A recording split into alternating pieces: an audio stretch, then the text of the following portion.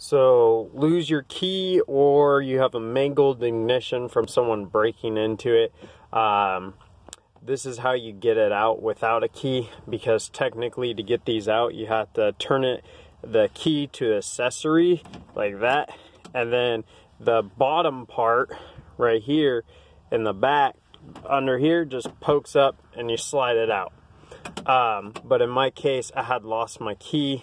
So what I did was I took off this kick panel, and then this piece of plastic just pops out. There's a couple screws that hold this one on.